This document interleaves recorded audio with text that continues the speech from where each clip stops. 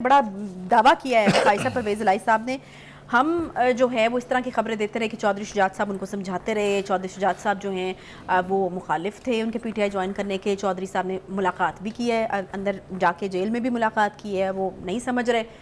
یہ تو انہوں نے بالکل ہی مختلف ایک دعویٰ کر دیا. وہ یہ کہتے ہیں کہ مجھے تو چودھری شجاعت صاحب نے خود پی ٹی آئی میں بھیجا ہے. تو دیکھیے مگر افسوس کی بات یہ ہے کہ ان کو یہ بات کہنے میں 1.5 سال لگ گیا. دیکھیے نا, خاندان کے ٹکڑے ٹکڑے ہونے میں, ان کے پارٹی کے جدا ہونے میں کافی عرصے کی بات ہے نا یہ. اب سوچیے ان کو کہ یہ کہہ دیں کہ جی میں تو ان کے کہنے پہ گیا تھا. تو جناب ان کے کہنے پر پھر آپ وزیر اعلیٰ کیوں نہیں بنے تھے پی ڈی ایم کے؟ انہوں نے یہ بھی تو کہا تھا کہ نہیں.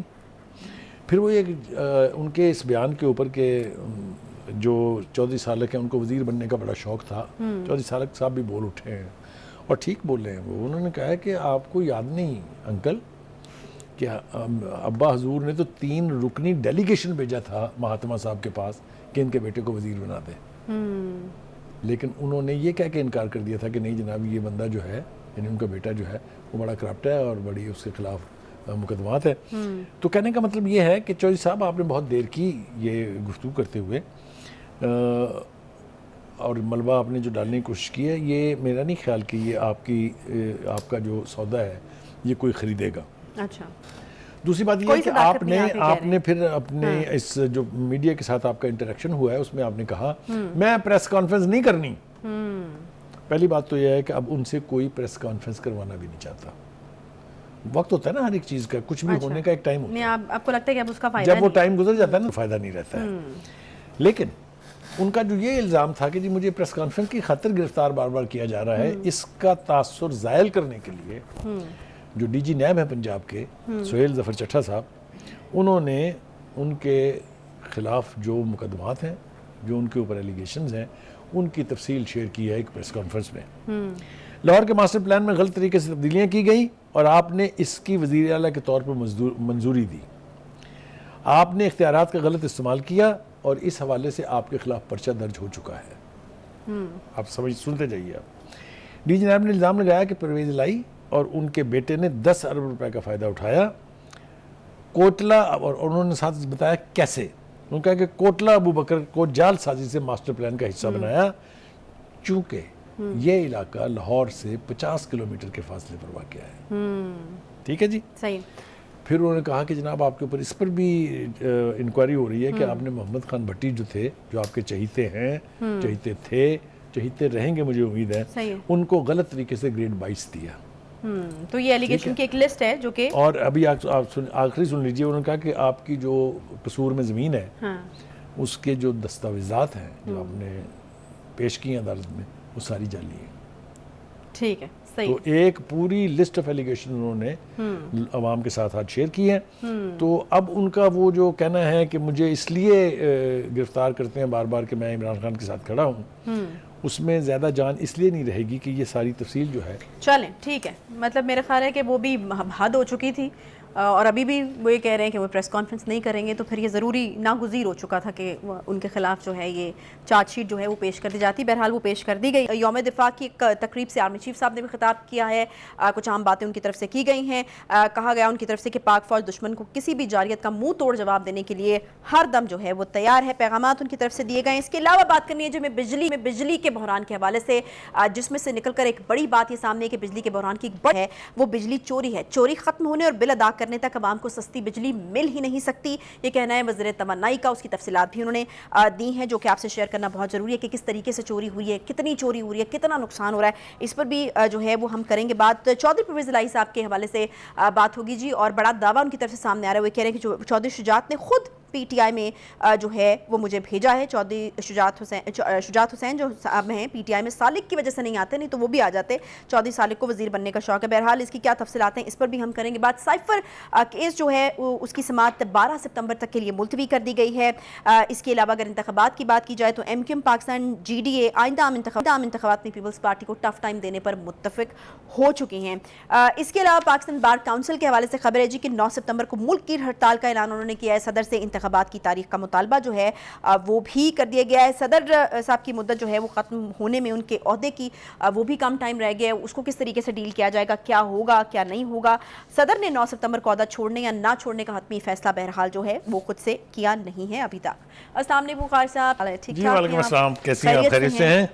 سب سے پہلے تو بخاری صاحب یوم دفاع کے حوالے سے ہم بات کریں گے. آج یوم دفاع ہے اور پوری قوم جو ہے وہ اس کو جوش و جذبے کے ساتھ منا بھی رہی ہے. یقینی طور پر اس حوالے سے بہت ساری باتیں تو آرمی چیف کی جو تقاریر ہیں ان کی صورت میں قوم تک پہنچ چکی ہیں. ویسے بھی قوم جانتی ہے, اس لیے کہ پاکستان کی تاریخ میں جب قوم ایک ہوئی ہے ان میں سے 6 ستمبر 1965 ایک دن ہے جب پوری قوم جو ہے ایک سیسا پلائی دیوار جو مثالوں میں ہم سنتے تھے اس کے مطابق اس نے ثابت کیا اپنے آپ کو. ایک بات. دوسری بات یہ ہے کہ بہادری اور ولولے اور جذبے جو ہم نے 1965 کی وار میں دیکھے اس کا قائل تو دشمن بھی ہے. اگر آپ دنیا کی ورلڈ جو وار ہسٹری ہے جو کہ جین بکس آف ڈیفنس میں آپ کو مل جائے گی, اس میں دیکھیں تو اپنے سے 10 گنا بڑے یعنی دشمن کے ساتھ جس بہادری, جس جرأت کے ساتھ ہمارے فوجی لڑے, جس طریقے سے ہماری ایئر فورس نے ایک اتنی بڑی ایئر فورس کا تماشا بنا کے رکھ دیا, اور جس طرح سے ہماری جو آبدوست تھی اس نے دوارکا کے کرب و جوار کو ہلا کے رکھ دیا, اجاڑ دیا ان کی نیول بیس کو. یہ ساری وہ مثالیں ہیں جس کے لیے کسی ثبوت کی ضرورت نہیں ہے. اسی طرح سے آپ نے دیکھا ہوگا کہ علاقہ بھی ہمارے قبضے میں ان سے زیادہ تھا جو کہ 10 گنا بڑا ہونے کے دعوے دار ہیں. پھر اس کے بعد چونڈا ایک ایسی جگہ ہے جہاں پر سیکنڈ ورلڈ وار کے بعد دنیا کی سب سے بڑی ٹینک کی جنگ ہوئی. وہاں بھارتی ٹینکوں کا جو شرمن ٹینکس اور پتہ نہیں کون سے ٹینک تھے ان کا کس طرح حلوہ بنایا ہے پاکستان کے توپ خانے نے, پاکستان کے اینٹی ٹینک جو ریجمنٹ تھی اس نے. وہ آج بھی ہندوستان جیسی بڑا ہونے کا دعویٰ کرنے والی فوج کا منہ چڑھاتا نظر آئے گا آپ کو. آپ دیکھ سکتے ہیں میوزیمز میں جو پاکستان کے فوجی میوزیمز ہیں ان کے اندر ان ٹینکوں کے حصے بکھرے جو ہیں وہ ہم نے محفوظ کیے ہوئے ہیں. ایک مرتبہ نہیں, ایک مرتبہ سے زیادہ. 1971 میں بھی ان کا خیال, اور اس کو غالباً ٹینکوں کا قبرستان بھی کہا جاتا ہے. It is called Chivinda is known as the graveyard of Indian tanks. بالکل ٹھیک کہا. اس کے بعد 1971 میں ان کا خیال یہ تھا کہ وہ they will have a walk over on this part of Pakistan, جو کہ ان کو منہ کی کھانی پڑی اور اندرا گاندھی کو بالآخر اپنی فورسز کو روکنا پڑا کہ یہ اتنا آسان حلوہ نہیں ہے. اس کے بعد کارگل ایک ایسا سبق پڑھایا ہے انہوں نے جس کے اوپر ہندوستان کی فوج نے بے پناہ اپنے سینئر آفیسرز, جس میں 4 سٹار اور 3 سٹار جنرل بھی شامل ہیں, ان کو انہوں نے کورٹ مارشل کیا اور ان کی ناکامی کا اعتراف کیا گیا ان کا کورٹ مارشل کر کے. پاکستان کی اتنی سٹرونگ پوزیشن تھی کہ یہ انہوں نے سری نگر پٹھان کوٹ ہائی وے جو ہے وہ ان کے قبضے میں رہی 3 دن, اور چیخیں مارنی پڑی ہندوستان کو یونائٹڈ نیشن میں جا کے کہ سیز فائر کروا دی جائے. بالآخر نواز شریف صاحب کو جانا پڑا اور وہ امریکہ گئے تو اس کے نتیجے میں وہ سیز فائر ہوئی تھی. ہیونگ سیڈ دس, ہمیں اپنی افواج پر فخر ہے, کوئی اس کے اندر دو رائے نہیں ہے, نہ ہی قوم اس اعتبار سے ڈیوائیڈڈ ہے. It's a nuclear country, the nuclear program is in the custody of the armed forces, that is why it is successful, that is why it is there. اسی طرح سے ہمارا جو میزائل سسٹم ہے, اور ایک اور بات میں اپنے ناظرین کے ساتھ شیئر کر لوں کہ جو ہمارے ٹیکٹیکل ویپنز کہتے ہیں ان کو, چھوٹے نیوکلیئر ہتھیار, دہشت زدہ ہے ہندوستان اس سے, اس لیے کہ ہندوستان کے پاس وہ کیپیسٹی نہیں ہے وہ ہتھیار بنانے کی. وہ بالکل یوں سمجھ لیں کہ نیوکلیئر بامز کی بارش ہوگی ہندوستان پر اگر اس نے ہم سے پنگا کیا تو اس اعتبار سے ہم اپنی مسلح افواج کو, مسلح افواج کی لیڈرشپ کو سلام پیش کرتے ہیں کہ ملک کے دفاع کے لیے جس طرح ان کے جوان اپنی جانوں کے نذرانے پیش کرتے ہیں, اس کی کوئی اور مثال کنٹمپریری ہسٹری میں ہمیں نہیں ملتی ہے. تو ایک بار پھر قوم کو بھی مبارکباد اس دن کے حوالے سے. ہم مسلح افواج کے اور ان شہداء کی فیملیز کے ساتھ ہم اظہار یکجہتی بھی کرتے ہیں, اظہار ہمدردی بھی کرتے ہیں جن کے بچوں نے اپنی جانوں کے نذرانے دے کے پاکستان کو ایک محفوظ ملک بنایا.